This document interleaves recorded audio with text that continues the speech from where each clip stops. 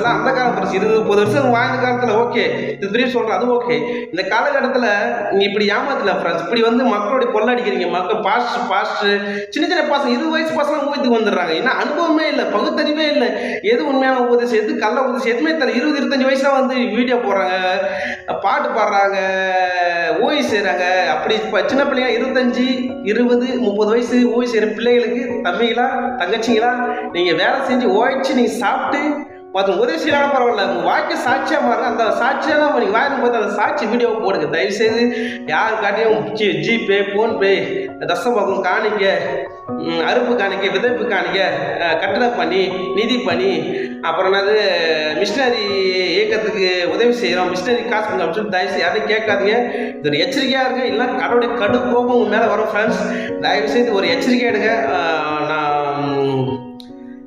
இது ரொம்ப கஷ்டம் ஃப்ரெண்ட்ஸ். நான் ரொம்ப நிறைய பேர் இப்படி பார்க்குறேன். எல்லா பாஸ்டும் இல்லை, எல்லா பாஸ்டும் 90% தான் இருக்கிறாங்க.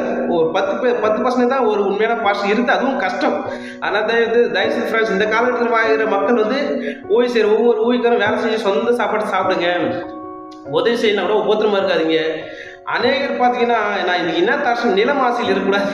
இந்த பூமியில் பார்த்தீங்கன்னா 1 ஏக்கரா இல்லாமல் 2 ஏக்கரா 3 ஏக்கரா பைபிள் காலேஜ் கட்டணும், ஆண்டுக்காக ஊசணும், காலேஜ் கட்டணும், ஸ்கூல் கட்டணும், ஃப்ரீயாக நீங்கள் உழைச்சி பண்ணுங்க.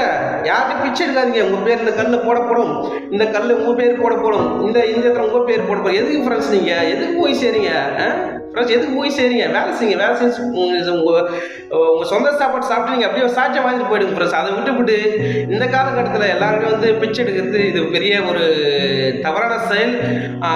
நான் வந்து ஒரு ஆஷா பேசுறது தப்பாக நினச்சிக்காதீங்க. இது ஒரு எச்சரிக்கை எடுங்க.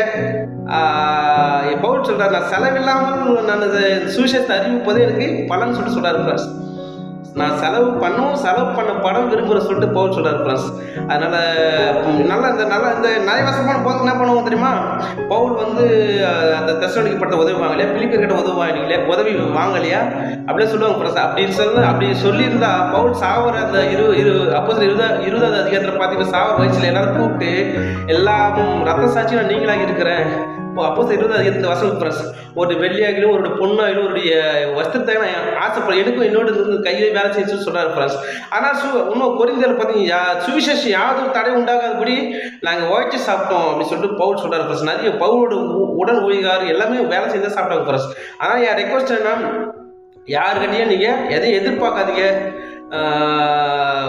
ஏசப்பா கொல்ல வரல, சேர்த்து தான் வந்தார். அதனால ஃப்ரெண்ட்ஸ், நம்ம தயவு செய்து கிறிஸ்துவின் உபதேசத்தை நம்ம அலங்கரிப்போம். புறஜாதிக்கு நம்ம கேவலப்படுறாங்க ஃப்ரெண்ட்ஸ். புறஜாதி இந்த மார்க்கத்தை நம்ம